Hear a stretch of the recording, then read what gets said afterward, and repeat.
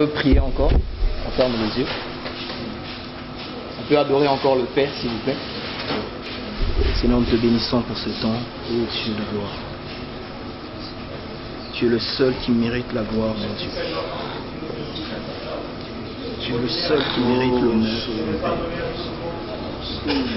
Mon âme t'aime, Jésus. Mon cœur a tellement soif de toi, mon Dieu. Oh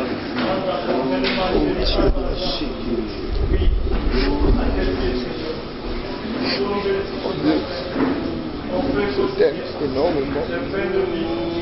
Je désire encore Seigneur. Seigneur Yoshua, Dieu de la Bible, Dieu magnifique, Dieu fort. Accorde-nous ta grâce. Au nom puissant de Yoshua. Tu es magnifique, Seigneur. Tu es magnifique, mon Dieu.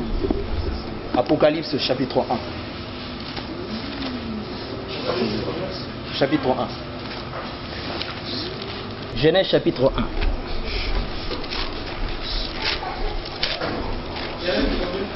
Chapitre 1.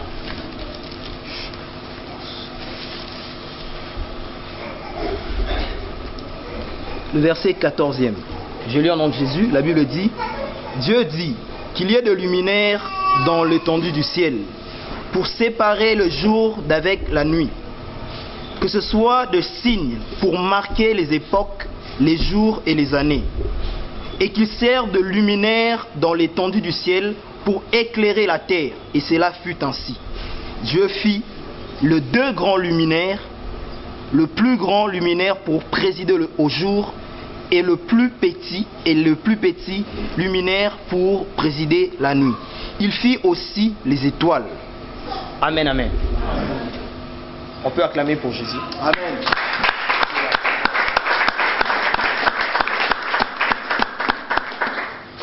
La Bible dit, quand Dieu va commencer à créer, au 4e jour, le Seigneur va créer les luminaires, les astres brillants. Et la Bible dit, il va créer des luminaires pour présider le jour, un grand luminaire pour présider le jour, qu'on appelle le soleil, amen, et de luminaires pour présider les nuits. Un grand, la lune, et les étoiles. Amen, amen. Et la Bible nous apprend, nous fait comprendre que Jésus-Christ est cette étoile brillante qui se lève le matin. Amen. Amen. Tout simplement le soleil. Jésus est l'étoile brillante du matin. La Bible, on peut le lire rapidement s'il vous plaît. Lisons-le. 1 Pierre, chapitre 3. 2 Pierre, chapitre 3. Je ne me trompe pas.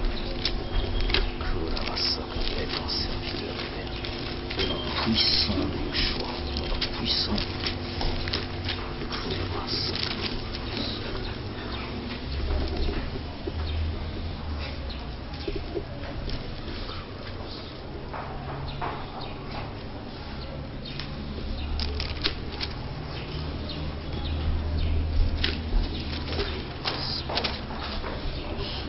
De Pierre 1,19. Et nous tenons pour d'autant plus certaine la parole prophétique à laquelle vous faites bien de prêter attention, comme une lampe qui brille dans un lieu obscur, jusqu'à ce que le jour vienne à apparaître et que le toile du matin se lève dans vos cœurs. Amen, amen. Le toile, Jésus, il est le soleil levant. Amen. Et sa mission à lui, c'est de clairer pendant le jour. Et le Seigneur va dire dans Jean, il faut que je fasse pendant qu'il est jour les œuvres de mon Père, les œuvres de celui qui m'a envoyé. Et la Bible dit, comme nous l'avons reçu dans l'enseignement pendant le séminaire, que le peuple qui vivait dans le ténèbre, le peuple des Zabulons, il vit une grande lumière. Et la lumière est venue pour éclairer. Le but, le rôle de la lumière, c'est pour éclairer.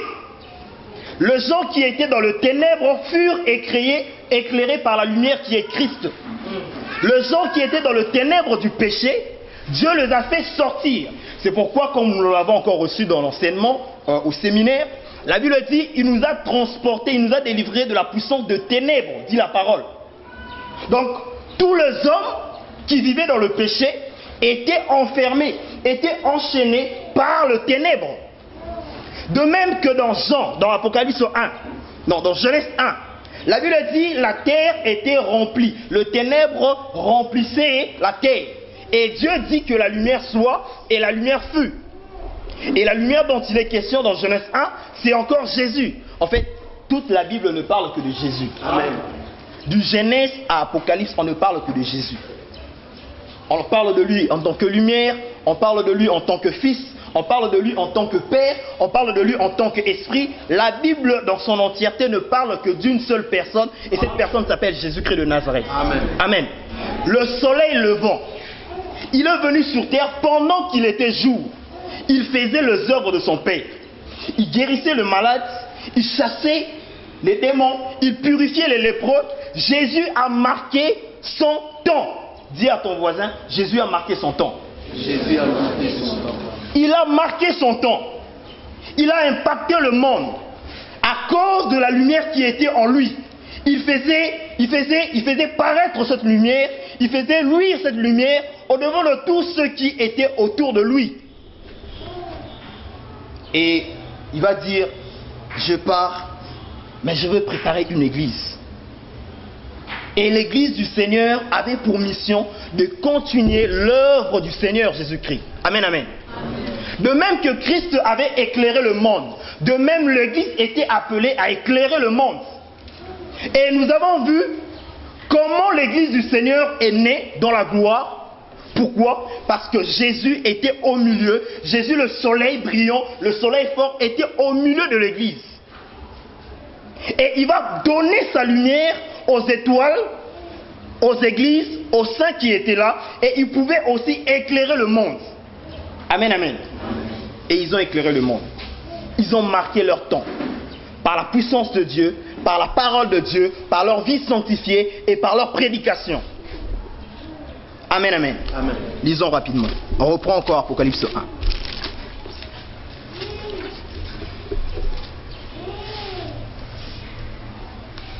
Le verset 12e, je lis au nom de Jésus. Et je me retournai pour savoir quelle était la voix qui me parlait. Et après m'être retourné, je vis 7 chandeliers d'or. Et au milieu de 7 chandeliers, quelqu'un qui ressemblait à un fils de l'homme, vêtu d'une longue robe, ayant une ceinture d'or sur la poitrine. Amen. Amen. Jean va avoir la grâce de Dieu, il va aller au ciel. Il arrive au ciel, il entend une voix qui lui parlait. Et Jean va se retourner pour voir, pour entendre et voir la personne qui parlait. Qu'est-ce que Jean va voir? Il va voir quoi? Regardez. Il va voir quoi? Amen, amen. On peut regarder ensemble et répondre. Oui. Jean va voir quoi? Jean, au lieu de voir la personne qui le parlait, il va premièrement voir quoi? Le chandelier. Et dans le verset 20, la Bible dit que les 7 chandeliers sont les 7 églises. Au lieu de voir Christ directement, Jean va voir le chandelier qui est l'église du Seigneur. Amen. Amen. Donc nous comprenons par cela que Jésus-Christ n'est plus sur terre, mais il est sur terre à travers de son église. Amen. Amen. C'est pourquoi la Bible dit dans Ephésiens 3:10, les dominations et les autorités dans le lieu céleste connaissent aujourd'hui par l'église la sagesse infiniment variée de Dieu. Amen. Amen. Amen. Donc l'église est appelée à continuer à donner la lumière de Christ. Il est appelé à refléter Dieu toute sa vie, jusqu'au jour où il va rentrer au ciel, là où est son habitation. Pendant que l'église est sur terre, il doit donner cette lumière, il doit briller. Et nous avons vu comment les apôtres ont brillé. Des fois, je médite la parole, je me demande, est-ce qu'on vit la vie chrétienne? Est-ce qu'on vit la vie chrétienne? Mon frère, si tu regardes attentivement ta vie chrétienne et tu regardes la parole de Dieu, tu vas remarquer que tu ne vis pas encore la vie chrétienne. Amen, amen. Tu vas remarquer que tu ne vis pas encore la vie chrétienne. C'est comme si Dieu a changé. C'est comme si le Dieu des apôtres, le Dieu de la Bible, n'est plus notre Dieu, pendant qu'il est notre Dieu. Amen. Mais pourquoi on ne reflète plus cette gloire? Pourquoi l'église d'aujourd'hui n'a plus cette lumière forte de Jésus? Pourquoi l'église d'aujourd'hui, c'est comme si Christ n'est pas là? Pourquoi? La vie chrétienne, ce sont les vertus. La Bible dit, par votre comportement, vous devez donner la lumière.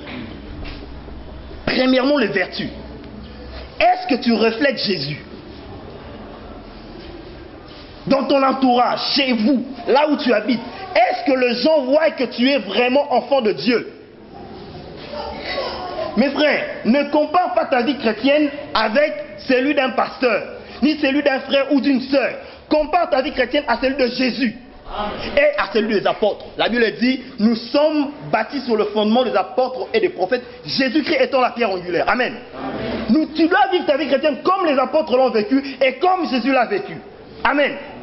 Est-ce que tu vis la vie chrétienne? Est-ce que nous vivons la vie chrétienne? Est-ce que nous vivons la vie chrétienne? Soit Dieu a changé, soit Dieu est le même. Si Dieu est le même, nous devons vivre les mêmes choses. Le frère venait de nous partager, il nous a parlé sur Daniel. Des grandes visions. Il entre dans la fosse au lion. Les lions ne les touchent pas. Les lions ne les touchent pas. Shadrach, Meshach et Abednego, jetés dans la fournaise ardente, ils ne brûlent pas. Mes frères, nous devons nous révolter, nous devons changer de vie chrétienne. On ne vit pas encore la vie chrétienne, frère. Amen, amen. La vie chrétienne, c'est la gloire de Dieu. La vie chrétienne, c'est la vie de Jésus. Amen. Mon désir, mon profond désir, le plus profond désir de mon cœur, c'est de devenir comme Jésus. Tant que je ne suis pas devenu comme Jésus, je ne cesse pas de prier. Je ne veux pas devenir comme un pasteur. Bien que j'ai des modèles, des pasteurs qui sont mes modèles, beaucoup. Mais mon plus grand modèle, c'est Jésus. Amen. Et je désire de devenir comme lui. Amen. La vie chrétienne. Pourquoi la vie chrétienne est-elle devenue si mou? Pourquoi il n'y a plus la gloire de Dieu? Pourquoi les paralytiques ne marchent plus? Pourquoi les aveugles le voient? À chaque fois que je passe dans la rue, je vois un paralytique. Je pleure dans mon cœur. Je me dis, Seigneur, Seigneur, je pleure dans mon cœur. Le chrétien, les enfants de Dieu, beaucoup en ont marre. Beaucoup. Moi, j'habite à Salongo, à Lemba. Et dans mon quartier, de plus en plus, de jeunes quittent leurs églises. Ils commencent à se rassembler pour prier. Pourquoi? Ils ont soif. Ils ont compris que nos pères tapaient à côté. Et ils veulent vivre autre chose. Et ils cherchent Dieu. Mais ils le cherchent mal. Pourquoi? Parce qu'ils ne sont pas dans la parole de Dieu. Ils sont sortis de Babylone avec Babylone. Amen, amen. Pour voir la gloire de Dieu, il faut rentrer dans le fondement des apôtres. Amen, amen. Beaucoup sortent en ayant la soif. Mais ils sortent et ils commencent un tout petit peu avec la réforme, la crainte de Dieu, la sanctification. Et cette vie de leur père, cette vie de Babylone, le rattrape et ils retombent dans le péché. Et ça redevient encore pire que leur père. Pourquoi la vie chrétienne est devenue ainsi? À cause, je veux parler de deux choses rapidement. Premièrement, tout simplement parce que le message que les apôtres prêchaient, ça ne se prêche plus. Qu'est-ce que Jésus a prêché? On peut me répondre? Le royaume de cieux. Qu'est-ce que les apôtres ont prêché? Le royaume de cieux. Lisons rapidement la parole. On peut m'aider avec un papier, mon choix, si les alliés. Colossiens chapitre 1.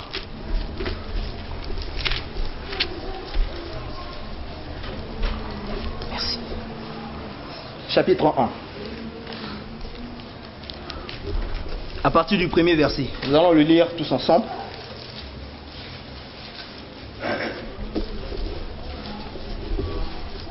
On est là? Oui. Ok, lisons au nom de Jésus. Paul, apôtre de Jésus-Christ, par la volonté de Dieu, et le frère Timothée, aux saints et fidèles frères en Christ qui sont à Colosse. Que la grâce et la paix vous soient données de la part de Dieu, notre Père. Et de la part du Seigneur Jésus-Christ. Nous rendons grâce à Dieu. S'il vous plaît, je m'excuse. Papa, est-ce que tu peux fermer le BJC? Ok, pour que tous soient là, ensemble avec les autres. BJC, c'est un peu différent. Amen, on reprend. Paul, apôtre de Jésus-Christ, par la volonté de Dieu, et le frère Timothée, aux saints et fidèles frères qui sont en Jésus-Christ, qui sont à Colosse. Que la grâce et la paix vous soient données de la part de Dieu, notre Père. Nous rendons grâce à Dieu, le Père de notre Seigneur Jésus-Christ, et nous ne cessons de prier pour vous, ayant été informés de votre foi en Jésus-Christ et de votre amour pour tout le saint, à cause de l'espérance qui vous est réservée dans le ciel, et que la parole de la vérité, la parole de l'évangile, vous a précédemment fait connaître. Il est au milieu de vous et dans le monde entier.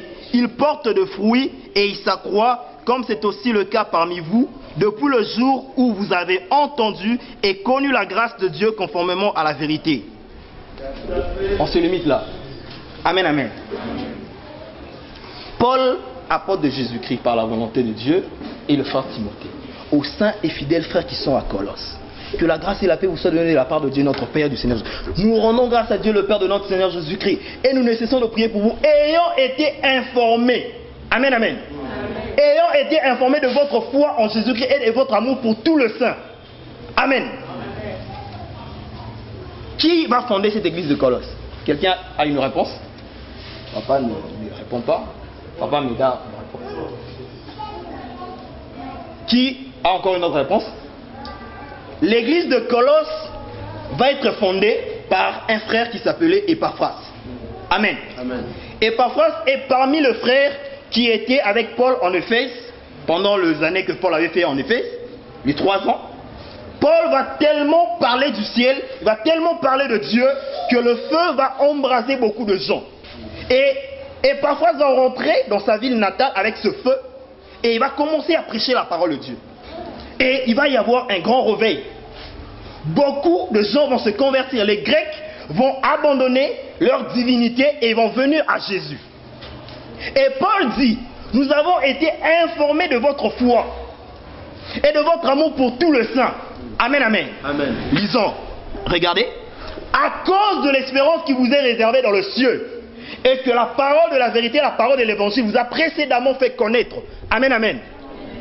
Pourquoi les Colossiens aimaient Dieu et s'aimaient entre eux? Pourquoi? Amen. Regardez la parole de Dieu. Le verset 5. Pourquoi les 4-5.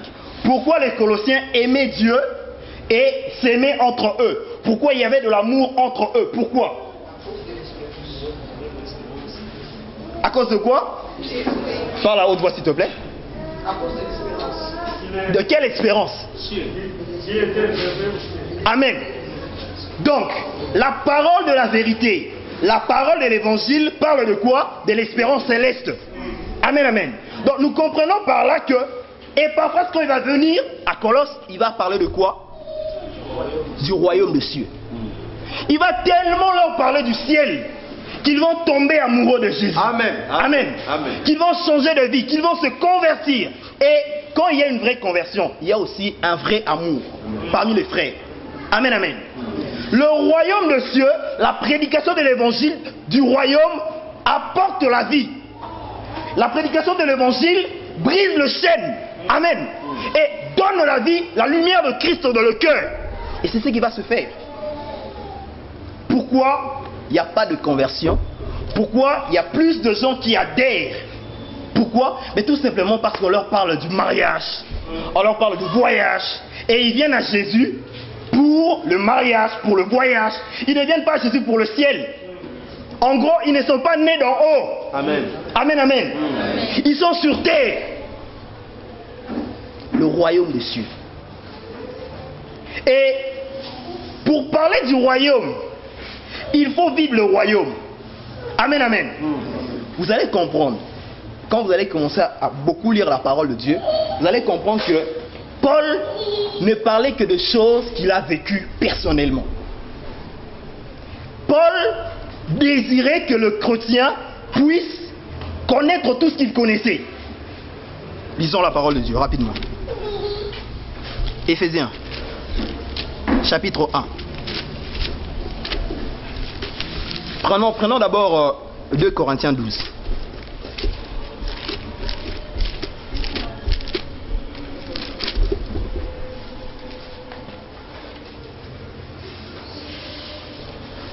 Deux Corinthiens chapitre 12.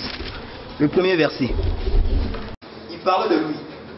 Je connais un homme qui fut ravi jusqu'au 3e ciel. Et il va voir des choses merveilleuses, des choses incroyables. Et je vous parle. Mes frères, vous savez, celui qui a vu le ciel et celui qui n'a pas vu le ciel, leur vie de crainte de Dieu, c'est différent. Amen, amen.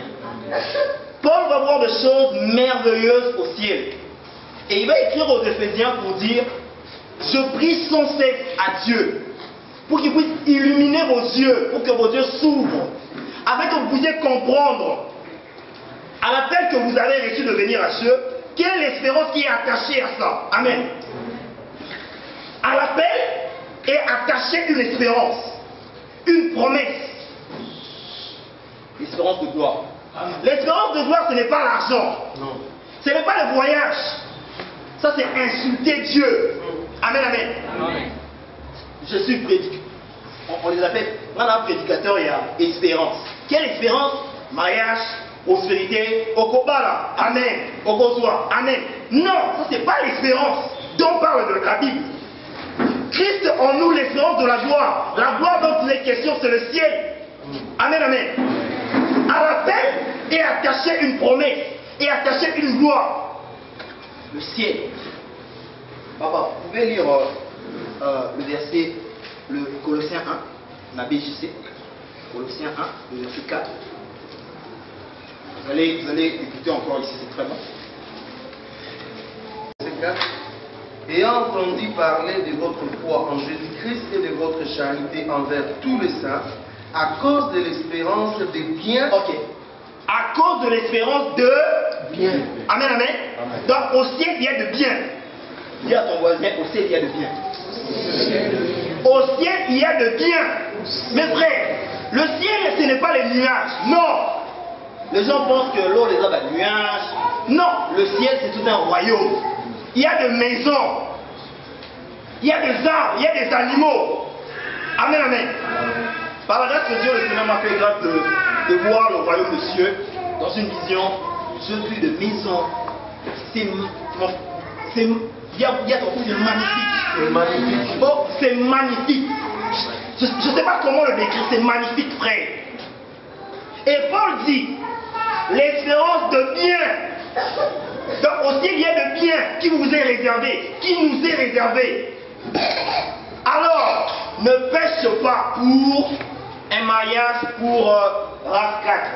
Beaucoup les filles pêchent beaucoup pour la RAF 4. Alors que tu as des biens au ciel. Tu as des richesses au ciel. Tu as une maison. Les autres ont des châteaux. Amen, amen. Ceux qui travaillent plus, dans un même on a ceux qui travaillent moins. Hein? Dieu est juste.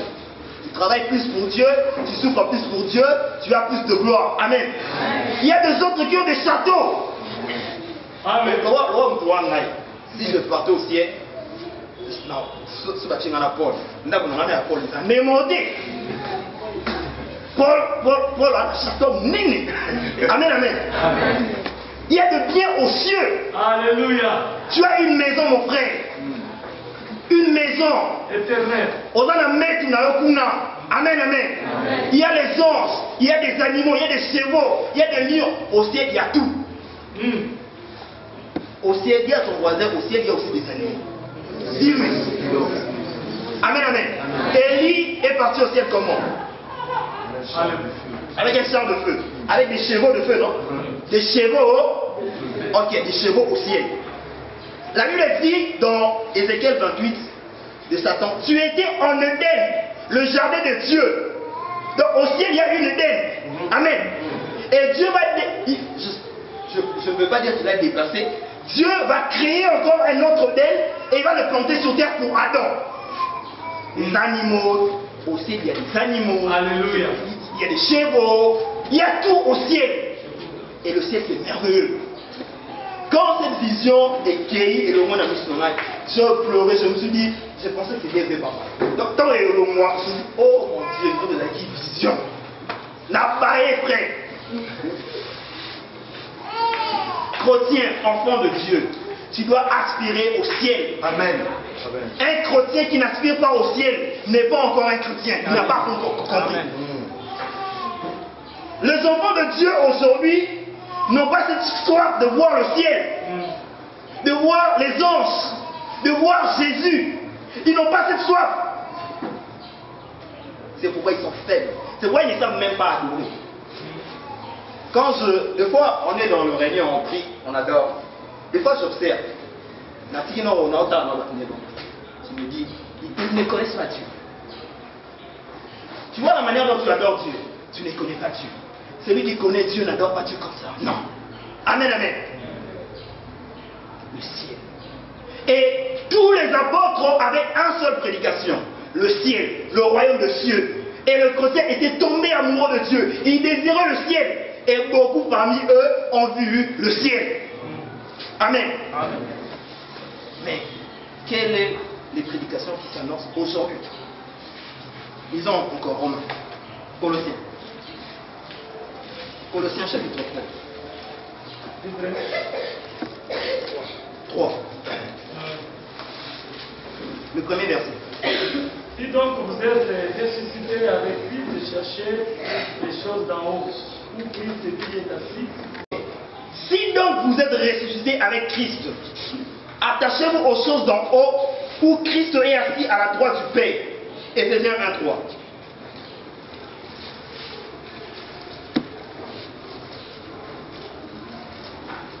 Béni soit le Dieu et le Père de notre Seigneur Jésus-Christ, qui nous a bénis de toutes les bénédictions spirituelles dans le lieu céleste.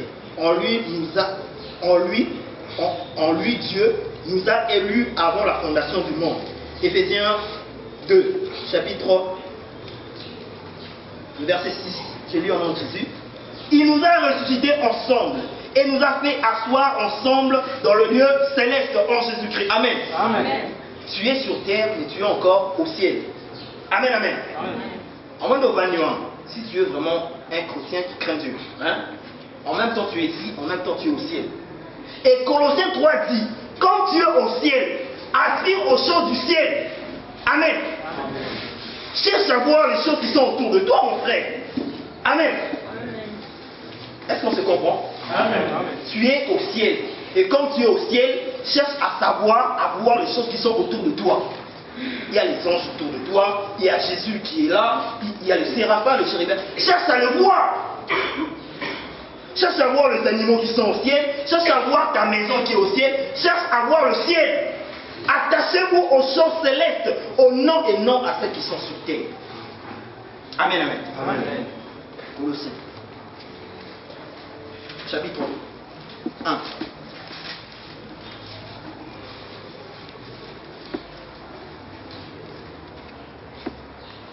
À partir du verset 24.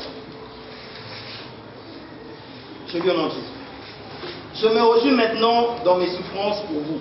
Et ce qui manque aux souffrances de Christ, je l'achève en ma chair pour son corps qui est l'Église. C'est d'elle que j'ai été fait ministre selon la charge que Dieu m'a donnée auprès de vous, afin que j'annonce pleinement la parole de Dieu, le mystère caché de tout temps et dans tous les âges, mais révélé maintenant à ce saint. Dieu a voulu leur faire connaître la glorieuse richesse de ce mystère parmi les païens, savoir Christ en nous, l'espérance de la gloire. Amen, amen. Amen. Paul dit, je me réjouis dans mes souffrances pour vous. Et ce qui manque aux souffrances de Christ, je l'achève en ma chair pour son corps qui est l'Église. C'est d'elle que j'ai été fait ministre, d'après la charge que Dieu m'a donnée auprès de vous, afin que j'annonce pleinement la parole de Dieu. Amen, amen. Amen. Pleinement la parole de Dieu. Et il dit, cette parole de Dieu qui doit annoncer pleinement, c'est quoi? Le mystère caché de tout temps et dans tous les âges. Et ce mystère, c'est qui? La Bible dit, Christ en vous, l'espérance de la gloire. Paul vivait la gloire de Dieu, les apôtres vivaient la gloire de Dieu parce qu'ils parlaient de Christ. Et ils parlaient de Christ pleinement. Amen. C'est pourquoi la Bible dit, les dominations, les autorités doivent connaître par l'Église. Les dominations dont il est question ici, ce n'est pas seulement les démons. Non. Beaucoup de gens prennent ce verset pour couper son baptême. Ce n'est pas tellement les démons. Ils sont rapidement. Colossiens 1, verset 15. Car en lui ont été créées toutes choses qui sont dans le ciel et sur la terre, les visibles et les invisibles. Trône, dignité, domination. Amen.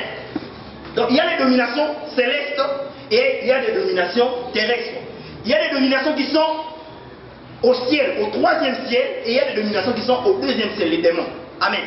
Et la Bible dit, par l'Église, les anges doivent être enseignés. Amen. Amen. Amen. Est-ce qu'on est ensemble? Amen. Aujourd'hui, dans beaucoup d'églises, les anges ne viennent pas. Parce qu'ils ne seront pas enseignés. Parce qu'ils ne seront pas enseignés. Amen. Je vous assure que les anges sont ici. Ils écoutent la parole de Dieu. Amen. Les anges ne viennent plus dans beaucoup d'églises. Pourquoi? Parce qu'ils ne seront plus enseignés. Pourquoi? Parce qu'on ne parle pas de Jésus. Les anges veulent connaître Jésus. Et ils ne peuvent connaître Jésus que par l'église. Amen. Parce que l'église est la femme et l'épouse. Il y a des choses qui se disent que dans la chambre. Que bateau va na salon baïba. Au baïba, il faut maman ou alors il n'a pas dans la chambre, alors il ça va. Amen. Et de même, l'église est l'épouse de Christ. Et c'est par l'église que les dominations, les anges doivent connaître Jésus. Amen. Et Paul a annoncé pleinement la parole de Dieu. Il connaissait la hauteur, la profondeur, la largeur et la longueur de Jésus. Est-ce que vous comprenez un peu ça? Amen, amen. Amen. Est-ce que nous connaissons Jésus? Dis à ton voisin, est-ce que tu connais Jésus? Paul connaissait la hauteur, la longueur, la profondeur, la largeur de Jésus. Comment veux-tu parler d'une personne que tu ne connais pas? Et même si tu le connais, il est plus grand que ça. Cherche encore à le connaître. Amen, amen. Amen. Et tu seras efficace. 1 Timothée. 1 Timothée chapitre 4.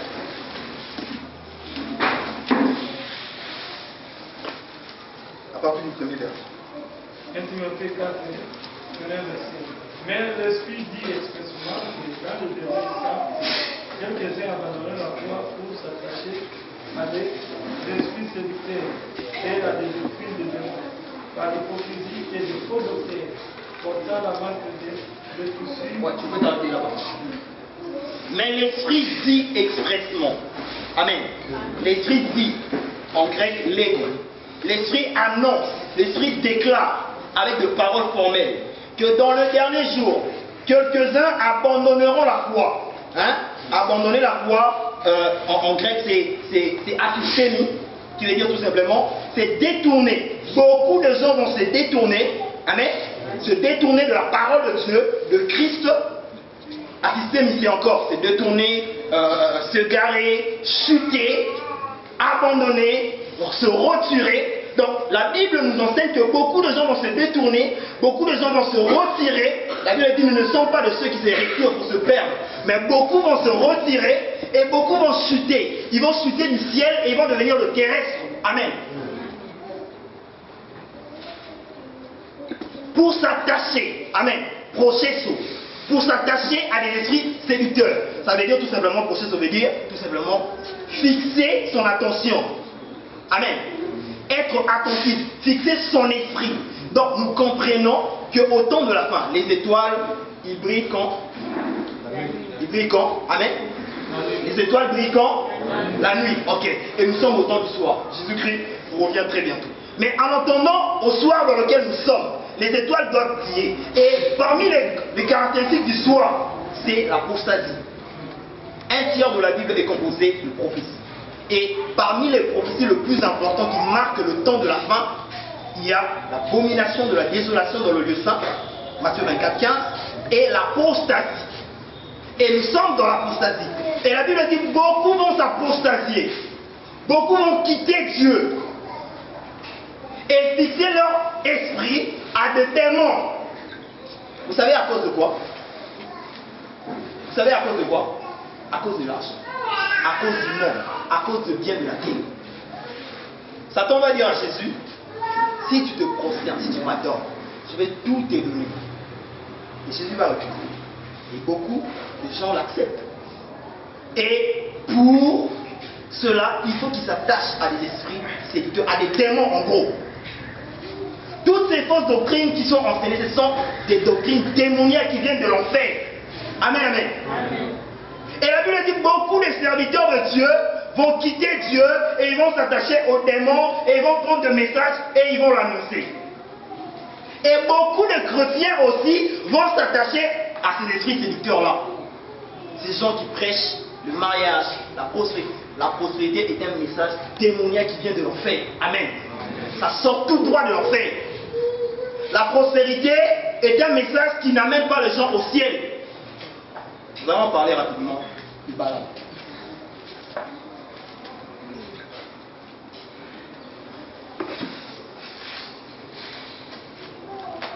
Lisons la parole de Dieu. Nombre.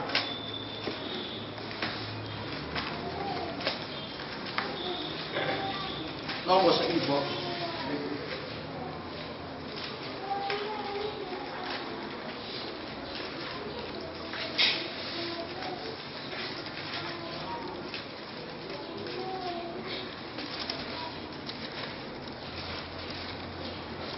Le verset 24, nous prenons 24 d'abord.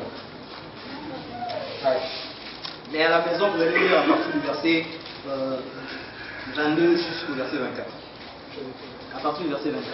Je lis au nom de Jésus. La Bible dit, Balaam prononça son oracle et dit, parole de Balaam, fils de Béor, parole de l'homme qui a l'œil ouvert. Amen, amen. Suivez attentivement ce que nous disons maintenant. Vous allez voir comment la Bible dit, rocher survenir, chuter. Amen. Beaucoup de gens étaient célestes, mais ils ont quitté le ciel à cause de quoi? À cause de l'argent. Regardez. Balaam prononça son oracle et dit, parole de Balaam, fils de Béor, parole de l'homme qui a l'œil ouvert, parole de celui qui entend les paroles de Dieu, de celui qui connaît le dessein du Très-Haut, de celui qui voit la vision du Tout-Puissant, de celui qui se prosterne et dont les yeux s'ouvrent. Je le vois, mais non maintenant. Je le contemple, mais non de près. Un astre sort de Jacob, un sceptre se lève d'Israël. Il perce le flanc de Moab. Il abat tous les enfants de Seth. Ils seront maîtres dedans. Ce limite là. Balaam était un prophète authentique, un prophète puissant. Il dit, parole de Balaam, fils de Béor, parole de l'homme qui a les yeux ouverts. Amen, amen. Un prophète à yeux ouverts. Parole de celui qui connaît le dessein du Très-Haut. Donc, ce que Dieu veut faire, lui, il le connaissait. Amen, amen. Parole de celui dont, quand il fléchit les genoux, les yeux s'ouvrent. Donc, il n'a pas besoin de prier beaucoup comme toi. Quand il fléchit devant les genoux, il est au ciel. Il voit des choses. Mais cet homme Balaam, il va se détourner. Cet homme Balaam va chuter. Pourquoi? À cause de l'argent. Les gens vont venir avec de l'argent. On va le proposer, comme on a vu au séminaire. Prends ça, on veut t'honorer, tu vas devenir grand, tu vas devenir célèbre, tu vas devenir puissant, tu auras beaucoup d'argent. Et il va prendre. Et la Bible nous parle de l'égarement, de la voie de Balaam et de la doctrine de Balaam. Amen. C'est quoi la voie de Balaam? C'est tout simplement le chemin qu'il avait suivi. L'argent. Amen. Il a suivi le chemin de l'argent. Il a abandonné l'évangile du royaume. Il a abandonné Dieu. Il a suivi l'argent. Et la Bible nous parle de la doctrine de Balaam, qui a incité le peuple d'Israël à pécher. Amen. De même, beaucoup de nos pasteurs, ils sont dans la doctrine de Balaam. Comment? Tellement qu'ils sont séduits par l'argent, par maman, ils incitent les enfants de Dieu à aimer l'argent. Vous voyez? Amen, amen. Est-ce qu'on se comprend? Est-ce qu'on est ensemble? Ils ont Nicolo, ils ont normal. Ok. Inciter le peuple. Balaam a incité le peuple à pécher contre Dieu.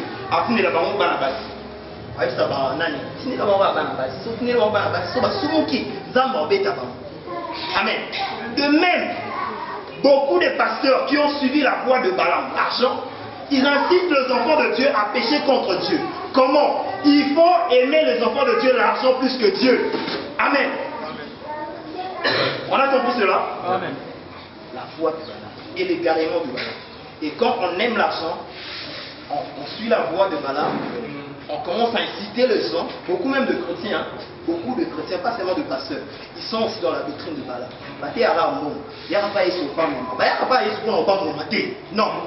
On vient chez Jésus parce qu'on aime Jésus. Amen. On vient chez Jésus pour le ciel. Amen. Et ils sont morts. Des fois, je pleure quand je vois des grands serviteurs de Dieu qui vont aller en enfer. Moi, je parle de l'enfer. Moi, je parle de l'enfer. Je parle de la crainte de Dieu et je parle de l'enfer. Parce que je connais l'enfer. Amen. Ils vont aller en enfer. Ils vont aller pleurer. Pour l'éternité, ils vont souffrir là-bas. À cause de l'argent.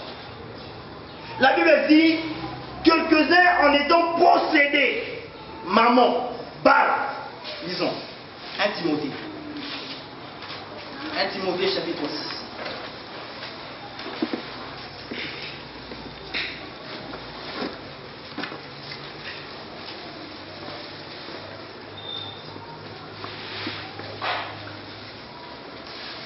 Verset 10e.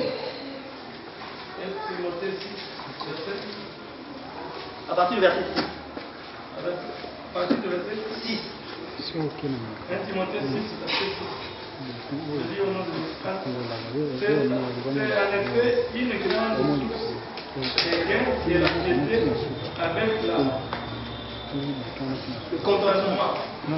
Car nous n'avons rien apporté dans le monde et il est évident que nous n'en pouvons rien emporter. Si donc nous avons la nourriture et le vêtement, cela nous suffira.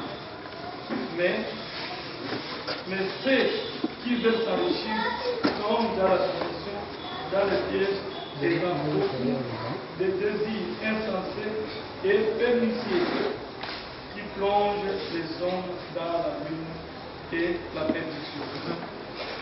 Continue. L'amour se sont égarés, loin de la foi, se sont jetés, et même de bien tourment. Amen, amen. Bien de gens qui ont été possédés, la Bible dit l'amour de l'argent est la racine de tout le monde. Et quelques-uns en étant possédés. Amen.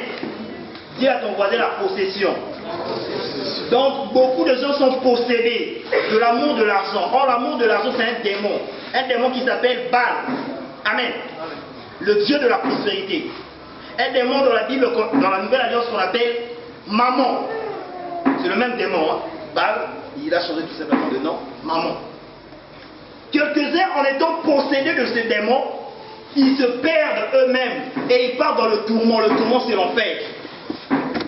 Pourquoi tous ces pasteurs ne prêchent que sur l'argent? Mais tout simplement parce qu'ils sont possédés par un démon. La Bible dit, l'homme ne donne que ce qu'il a. Et si tu es possédé par un démon, il va te pousser à parler que de choses qu'il a en lui. Argent, argent, argent, argent. Et là où il y a Baal, il y a toujours Astarté. Amen. Vous allez lire à la maison. Vous allez le lire rapidement.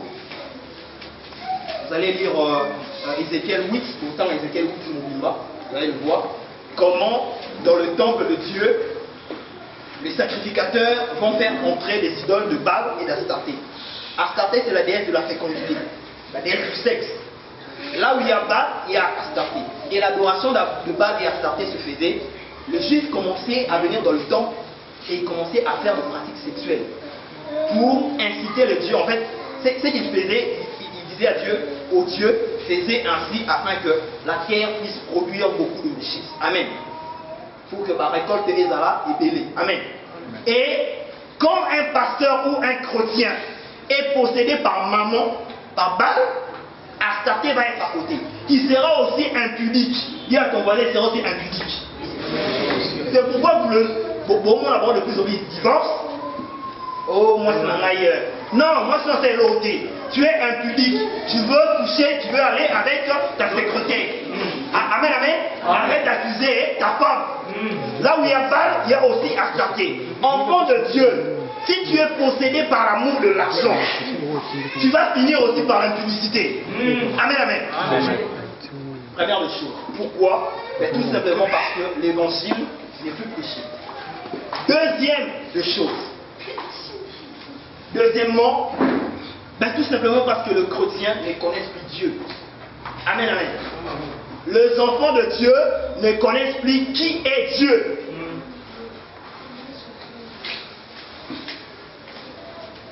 1 Pierre.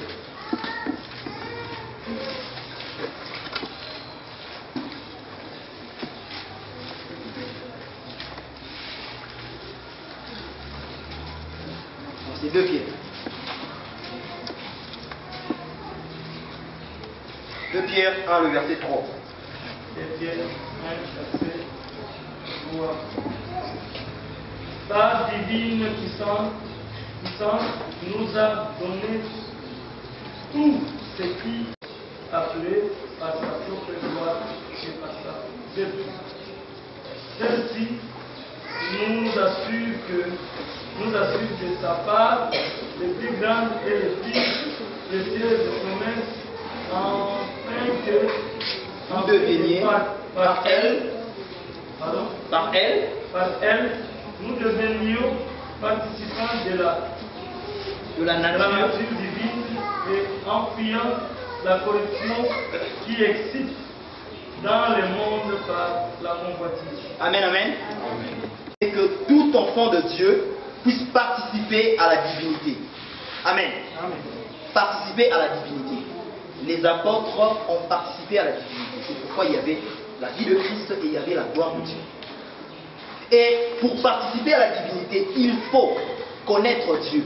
Sa divine puissance nous a donné tout ce qui contribue à la vie et à la piété au moyen de la connaissance. Amen. Dis à ton voisin au moyen de la connaissance. Au moyen de la connaissance de Dieu, nous devenons participants de la divinité.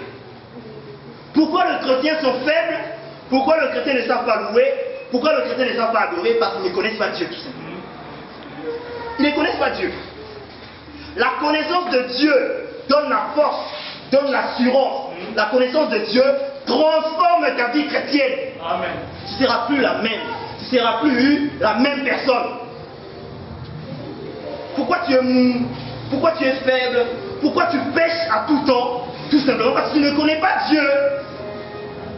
Paul connaissait Dieu et il voulait que tout le chrétien puisse connaître Dieu. Parce que la connaissance de Dieu est la source et est un trésor. Le trésor du salut, le trésor qui conduit au ciel. Qui est Dieu? Qui est Dieu? Par la grâce de Dieu, nous allons voir une des grands aspects de Dieu. Et peut-être que nous allons Apocalypse chapitre 4. Qui est Dieu?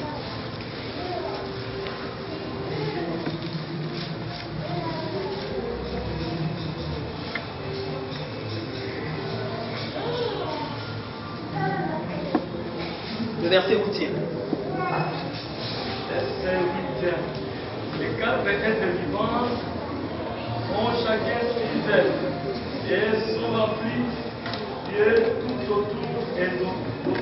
Saint, Saint, Saint, est le Seigneur Dieu le Tout-Puissant, qui était, qui est et qui vient. Quand les êtres vivants... Reprends le verset 8. Voilà. Les 4 êtres vivants ont chacun 6 ailes et ils sont remplis Dieu tout autour et au-dedans, ils ne cessent de dire jour et nuit, Saint, Saint, Saint est le Seigneur Dieu le Tout-Puissant, qui est Dieu, qui est et qui vient. Amen, amen. Le Dieu tout-puissant, le Dieu fort, le Dieu magnifique, le Dieu redoutable, il est comment? Il est comment? Amen, amen. Dieu est saint. Et lorsque nous comprenons que Dieu est saint, je pourrais dire, c'est le plus grand pas. Amen. Pour le salut de l'homme. Dieu est saint. La Bible dit Dieu est le péché. Mais il a en horreur le péché. Il a en horreur le péché. Dis à ton frère, il a en horreur le péché. Il a en horreur le péché. Dieu n'aime pas le péché. Dieu est saint, Dieu est pur. Regardez, Apocalypse 1. Jean va se tourner et il va voir le chandelier. Et il va commencer à voir Jésus. La première des choses qu'il va voir en Jésus, c'est quoi? Lisez la parole.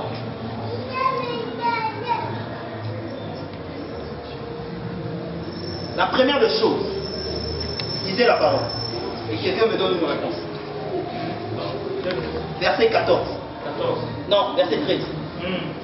Et au milieu de ce chandelier, quelqu'un qui ressemblait à un fils de l'homme vêtu d'une longue robe et ayant une ceinture d'or sur Ok. Quelqu'un peut-il me donner une réponse? Qu'est-ce que Jean va voir? La première des choses qu'il va voir chez Jésus. Une robe. Non, une robe, pas les chandeliers. Une robe. Amen, amen. Il va voir une robe blanche. Vêtue d'une longue robe. Amen, amen. Une longue robe, le fin lin, la pureté, la justice, la crainte de Dieu. La crainte de Dieu, c'est la gloire de Dieu. La crainte de Dieu, c'est la puissance de Dieu. Vous savez pourquoi les démons se manifestaient? Les démons voyaient la robe. Et quand ils voyaient la robe c'est le feu. Et ils étaient agités. Une personne qui connaît Dieu, il comprend que Dieu est saint. Et comme Dieu est saint, je dois me sanctifier. Je dois aimer la crainte de Dieu. Car la crainte de Dieu est le commencement de la sagesse. Car la crainte de Dieu est la puissance de Dieu. Donc, tu as aussi pourquoi? Parce que tu as le feu en toi. Tu es vêtu. Tu as une robe blanche. Que ta robe soit tout le temps blanche et que l'huile ne manque pas sur ta tête. La personne dont la robe est blanche, il a aussi de l'huile sur sa tête. Amen. Et c'est cette personne qui sera enlevée. Amen, amen. Amen. Seule cette personne-là qui peut être enlevée. Chrétien, connais-tu Dieu?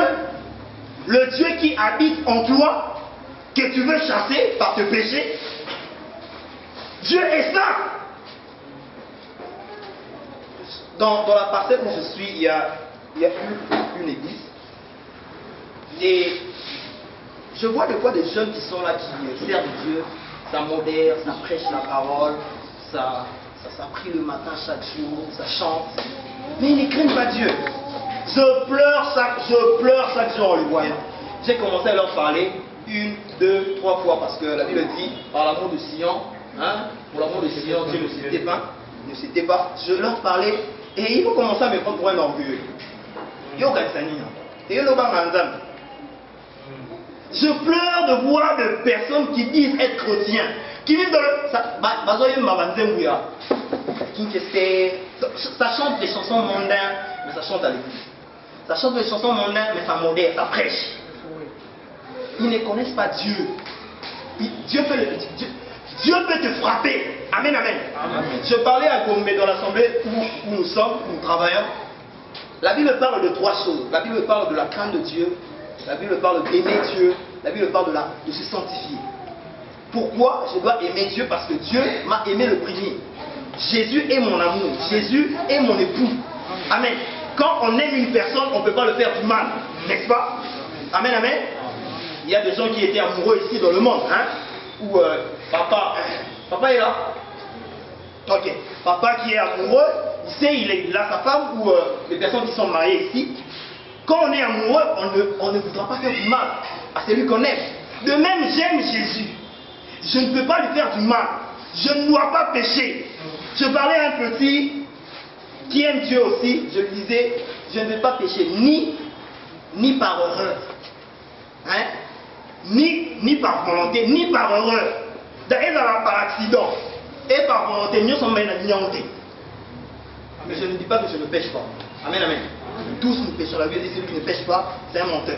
Nous péchons. Mais je ne veux même pas pécher en erreur. Je ne veux même pas brancher. Je ne veux même pas brancher. La ligne même pas.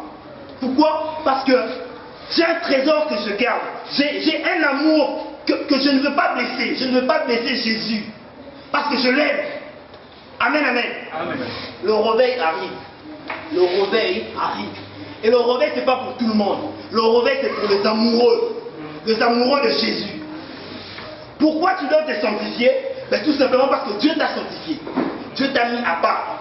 Badal, il t'a mis à part, il t'a séparé du monde. Et tu dois vivre dans la sainteté. Tu dois vivre à part toute ta vie. Et pourquoi tu dois craindre Dieu? Parce que Dieu est un roi. C'est un roi, ce n'est pas ton ami. Dieu n'est pas mon ami. Dieu n'est pas notre ami. Il n'est pas notre ami. La Bible dit avec crainte et tremblement. Crainte et tremblement. Donc il y a des choses que je ne veux pas faire parce que j'aime Dieu, que je ne dois pas faire parce que Dieu m'a sanctifié, mais je ne le fais pas aussi parce que Dieu est un roi. Et qui n'est pas mon ami. Je dois lui obéir. Je dois marcher dans une vie pour lui être agréable. Il est la majesté de Dieu. C'est sa majesté. Je suis son sujet. Et je dois le craindre. Si tu ne crains pas Dieu, Dieu peut te tuer. Si tu ne crains pas Dieu, Dieu peut te frapper. Il peut te frapper, il te frappe. Beaucoup des enfants de Dieu ne connaissent pas Dieu.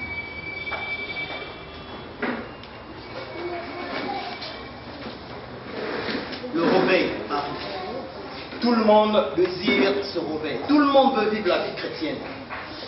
Tout le monde veut le vivre. Je pense que tout le monde veut le vivre. Je pense que tous les frères et sœurs qui sont ici, ils veulent vivre la vie chrétienne, comme les apôtres l'ont vécu. Et je nous annonce qu'il y a un puissant réveil qui arrive dans ce pays. Un puissant réveil. Et pour ce faire, il faut se sanctifier. La sanctification de l'esprit, de l'âme et du corps. La Bible dit tout votre être doit être pur au jour du Seigneur. 1 Thessaloniciens 5, 23. Lisons rapidement écrit. On va. 1 Thessaloniciens 5. Papa, tu nous prépares. Quelqu'un nous prépare Galates 5. Une autre personne nous prépare Éphésiens 5. 1 Thessaloniciens 5, verset 23.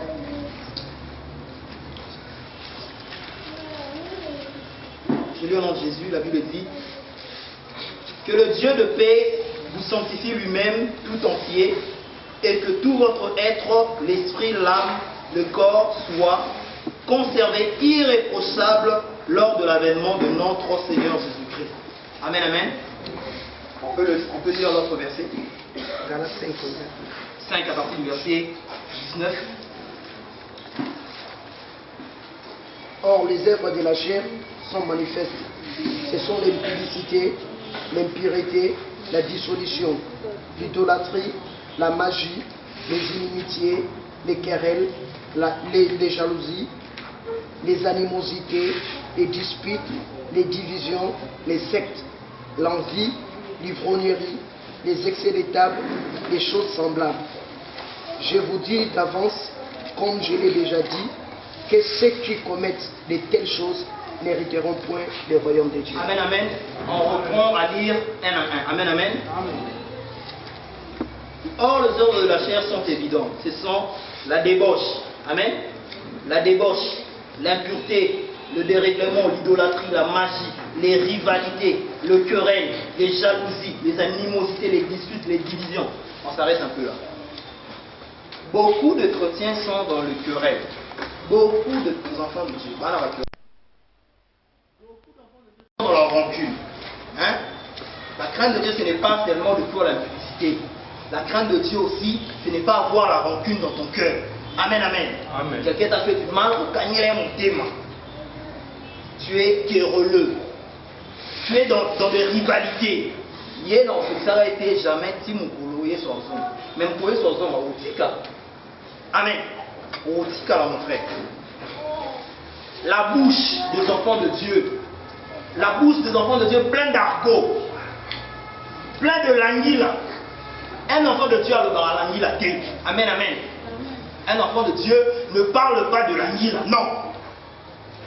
Les plaisanteries, Dieu n'aime pas ça. La plaisanterie, les plaisanteries.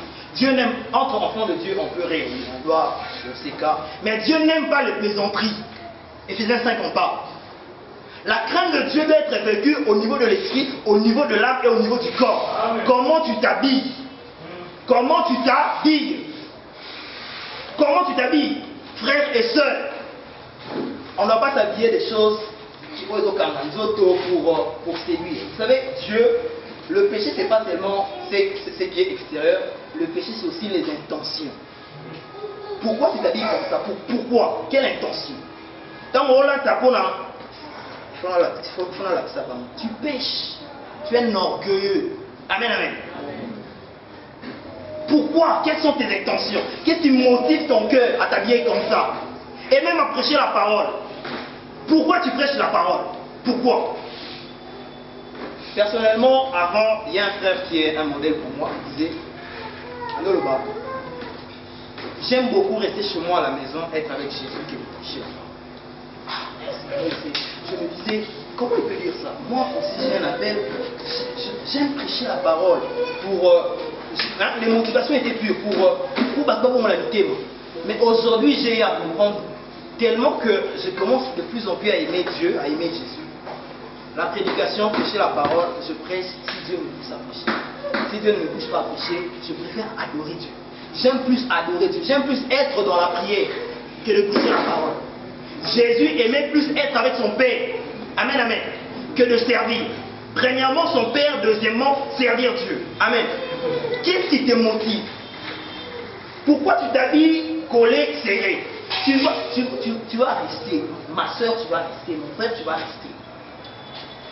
Un enfant de Dieu doit refléter la lumière. Maintenant, un enfant de Dieu, où il y a la tige, l'Égypte, doit la tige et la maman est gagnée. Ils passent, les jeunes qui sont là, ils commencent à être attirés. Au lieu de refléter la lumière, ils reflètent le ténèbre, ils séduisent les gens. Tu séduis les gens. Sans la terre, mec gagnée, tu as ta foulard, ma soeur, tu as ta foulard. Amen, amen. Ton corps est un temple, tu dois le garder. Tu ne dois pas nous le montrer. On n'a pas besoin de le voir. Nous, on veut craindre Dieu. Alors, aide-nous aussi à marcher dans la crainte de Dieu. Amen. Amen, amen. La crainte de Dieu. On regarde les enfants de Dieu, on se dit, ils ne connaissent pas encore Dieu. Beaucoup de chrétiens ne connaissent pas Dieu. La soif de Dieu. J'aime Jésus et je le désire plus que tout. Je veux le voir de plus en plus. Mes frères, Jésus-Christ revient. Je vais finir pour vous donner ces deux témoignages. Par la grâce de Dieu, le Seigneur va me faire grâce de voir aussi, à plusieurs fois, l'enlèvement de l'Église. Et dans une des visions, je voyais, j'étais comme une fusée, j'ai commencé à monter au ciel, comme une fusée. Je montais, je veux me retrouver au deuxième ciel. Et je veux m'apercevoir de loin quelque chose venir. Ça venait, et tant que moi je vois que c'était un ange qui volait. Et il va se tenir devant moi. Et il va commencer à écrire. Et c'est écrit dans notre en or. Et il écrivait sur le retour du Seigneur. Jésus-Christ revient, le Seigneur revient. Et dans une autre vision, je voyais une des lumières.